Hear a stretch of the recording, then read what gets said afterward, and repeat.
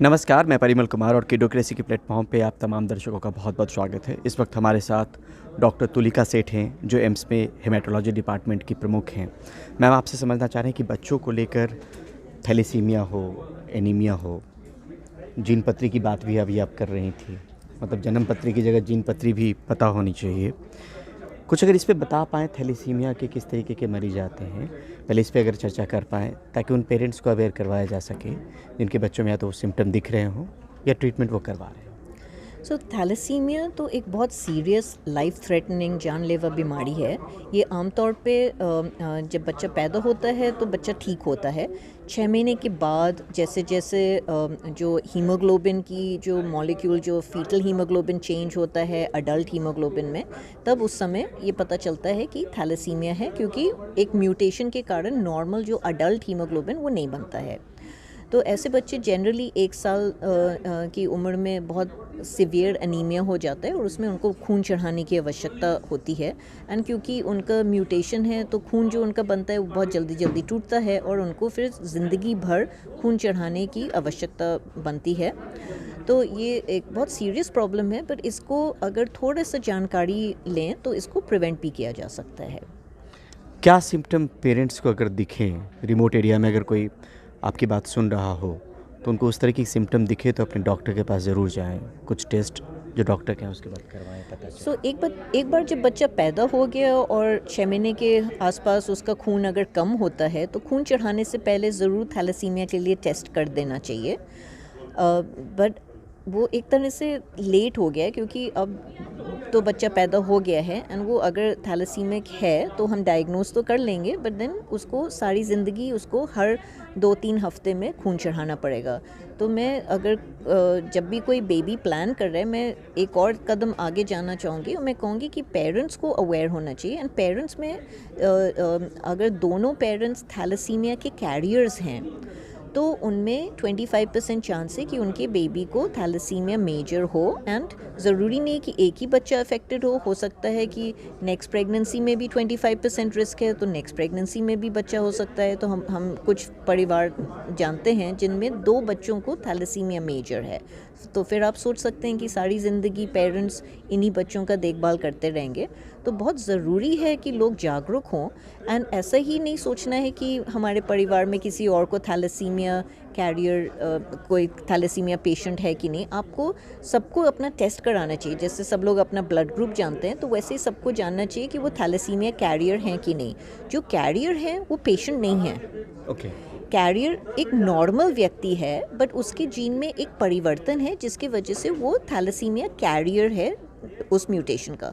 सो thalassaemia career बल्कि patient नहीं है, नॉर्मल से अच्छे हैं, क्योंकि ये जो म्यूटेशन है ये मलेरिया से आपको प्रोटेक्ट करता है। तो जब पुराने ज़माने में जब कोई दवाइयाँ नहीं होती थी, तो अगर मलेरिया होता था तो नॉर्मल लोगों को मलेरिया हो जाता था और उससे वो बीमार हो जाते थे और उनकी मृत्यु भी हो सकती थी। पर जो थैलेसीमिया कैरियर थे उनको प्रोटेक्शन मिलता था, उनको मलेरिया होता नहीं था। सो थैलेसीमिया कैरियर बीमारी नहीं है, तो इसलिए आपको जानना चाहिए कि आप थैलेसीमिया कैरियर हो कि नहीं। अगर आप थैलेसीमिया कैरियर हो और आपका जो स्पाउस है, जो आपके हस्बैंड वाइफ है, वो कैरियर नहीं है, तो कुछ भी नहीं करना है। प्रेगनेंसी के टाइम पे नॉर्मल प्रेगनेंसी करिए। आपके बच्चे थैलेसीमिया कैरियर हो सकते हैं, जैसे मैंने बताया कैरियर तो कोई उससे कोई बीमारी दिक्कत नहीं नहीं है। है। जी। पर अगर दोनों हस्बैंड वाइफ दोनों थैलेसीमिया कैरियर हैं, जो कभी कभी हो सकता है, तो उसमें ऐसा नहीं है कि आपको शादी नहीं करनी, क्योंकि कुछ लोगों से मैंने सुना है कि थैलेसीमिया कैरियर को शादी नहीं करनी चाहिए या दूसरे थैलेसीमिया कैरियर से नहीं शादी करनी चाहिए। पर हो सकता है कि पूरी दुनिया में जिससे आपको शादी करनी है वो भी कैरियर है, आप भी कैरियर हो, तो ऐसा नहीं है कि आप नहीं कर सकते। पर उसमें आपको केयरफुल होना पड़ेगा, क्योंकि ये जो 25% रिस्क है, जो खतरा है कि आपके बेबी को ये बीमारी हो सकती है जिसमें आजीवन उसको खून चढ़ाना पड़ेगा, तो आप क्यों चाहोगे कि इस तरह का परिस्थिति हो, आप उसको प्रिवेंट करना चाहोगे। तो अगर हस्बैंड वाइफ दोनों थैलेसीमिया कैरियर हैं तो उसमें एक CVS टेस्ट, एक जांच होती है जिसमें जब बच्चा 10-12 हफ्ते का माँ के पेट में है तो उसमें सुई से जांच करके आपको बता दिया जा सकता है कि जो आपका होने वाला बच्चा है वो आगे जाके उसको ये बीमारी होएगी जो थैलेसीमिया मेजर बोलते हैं। तो वो आपको जानकारी दे दी जा सकती है, जिससे फिर आप अपना फैमिली में डिसीजन ले सकते हैं कि आपको क्या करना है। सो ये बहुत इम्पॉर्टेंट इन्फॉर्मेशन है, एंड इतना इम्पॉर्टेंट है और सरकार ने इसको इतना ज़रूरी समझा है कि ये जो आयुष्मान भारत में इस CVS टेस्ट के लिए पैकेज भी बने हैं कि अगर कोई अफोर्ड नहीं कर सकता है टेस्ट को, तो वो अगर उनका आयुष्मान भारत है तो वो ये पैकेज को अवेल करके ये टेस्ट करा सकता है अगर हस्बैंड वाइफ दोनों कैरियर हैं। जैसे मैंने कहा, अगर एक कैरियर है दूसरा नॉर्मल है, तब फिर CVS टेस्ट या कुछ और करने की ज़रूरत नहीं है। एक तो बच्चे को प्लान करने की बात होगी मैम, शादी के वक्त में मतलब मुझे नहीं पता है कि मैं कैरियर हूँ कि नहीं हूँ, आज तक कभी टेस्ट नहीं करवाया, ब्लड ग्रुप पता है लेकिन वो कैरियर वाला पता है। लेकिन शादी के वक्त में क्या इस बात का ख्याल रखना चाहिए? एक तरफ जन्मपत्री है, एक तरफ जीन पत्री है, इसको लेकर आप क्या कहेंगे? ये आपने बहुत ही मैच्योरिटी और बहुत ही विजडम से एक सवाल पूछा है। कुछ और देश हैं जहाँ पे थैलेसीमिया बहुत कॉमन है, जैसे इटली, साइप्रस, ये सब जो मेडिटरेनियन वाले कंट्रीज़ हैं, तो वहाँ पे थैलेसीमिया मेजर के बहुत सारे बच्चे होते थे। तो उन्होंने ये कंपलसरी बना दिया है कि शादी के टाइम पे, जब शादी का लाइसेंस लेते हैं वो लोग, तो उस टाइम पे थैलेसीमिया का टेस्ट अनिवार्य है। तो हमारे कंट्री में अभी इतना अवेयरनेस नहीं है। कई बार लोग कंफ्यूज हो जाते हैं, वो सोचते हैं कि अगर आप कैरियर हो तो शादी नहीं करना चाहिए। कैरियर नॉर्मल है, कैरियर मरीज़ नहीं है, कैरियर में कोई खराबी नहीं है। तो ऐसा नहीं है कि आप शादी नहीं कर सकते। कैरियर है तो प्लीज़ शादी करिए अगर आपकी इच्छा है।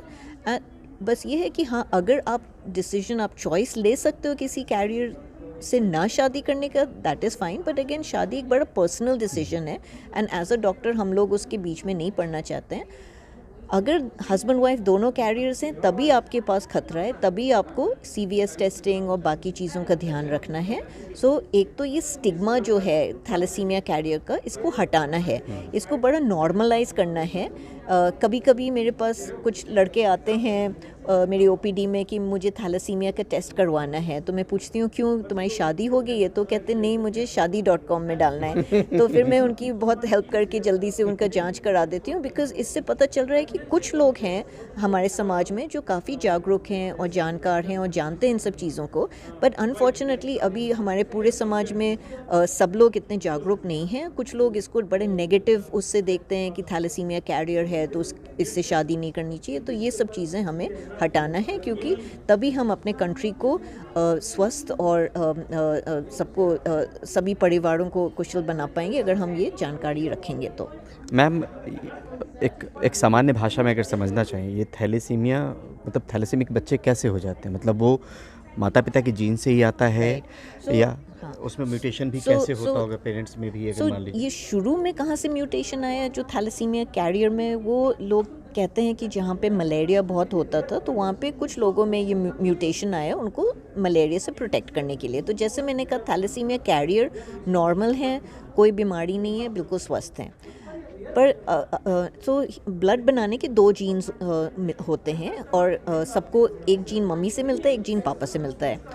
अगर कोई नॉर्मल व्यक्ति को हम बोलें कि A तो उसके दोनों जीन्स जो A हैं वो मम्मी से और एक पापा से मिले हैं। अगर आपको थैलेसीमिया कैरियर है तो एक तो आपका A वाला नॉर्मल वाला जीन है और एक में, जैसे B ले लीजिए, बीटा थैलेसीमिया म्यूटेशन है तो एक B हो गया, ठीक है। A है या AB है तो बिल्कुल बढ़िया।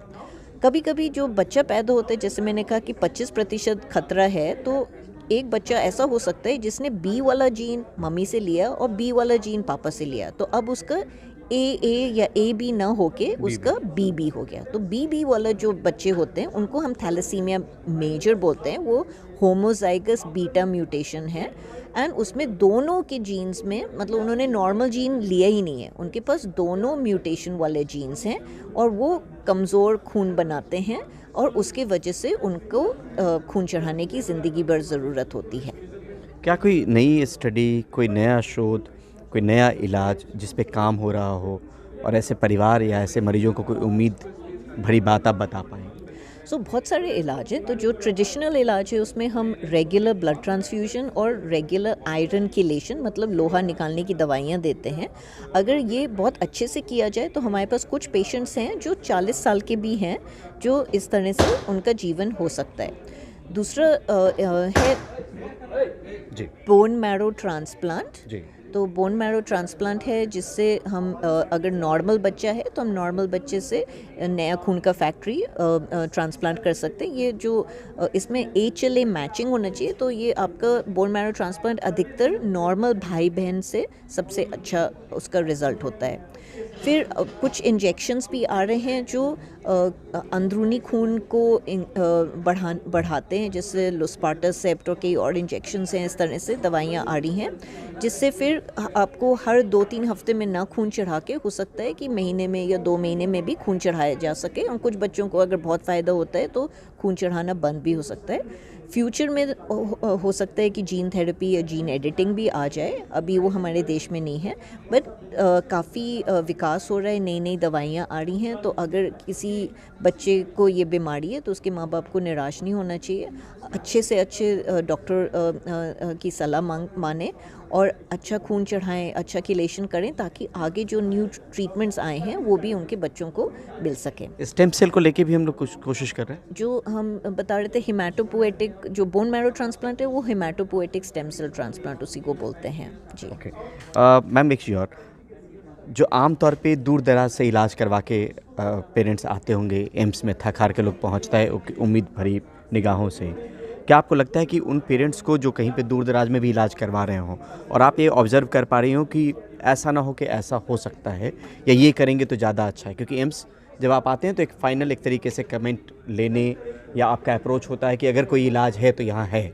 जो आप अमूमन देखती होंगी, तो एक बड़ी आबादी को, जो भी आबादी है जो दूर दराज में होगी, कुछ लग रहा है कि ऐसा भी कर लें वहाँ पे जहाँ पे इलाज करवा रहे हैं उसको, ये भी आप दिमाग में माइंड में हम लोग हमेशा कोशिश ये करते हैं कि पेरेंट्स को हमेशा हमारे पास ना आना पड़े, एंड सरकार के साथ हम लोग ने मिलजुल के thalassemia prevention and control guidelines बनी हैं, जो गवर्नमेंट ऑफ इंडिया की हैं, एंड वो 2016 में बनाया था। एंड अब अधिकतर सभी थैलेसीमिया पेशेंट्स को फ्री ब्लड मिलता है, एंड उनको दवाइयाँ भी, जो लोहा निकालने की किलेशन की मेडिसिन्स भी अधिकतर जो डिस्ट्रिक्ट हॉस्पिटल लेवल तक फ्री में मिलती हैं।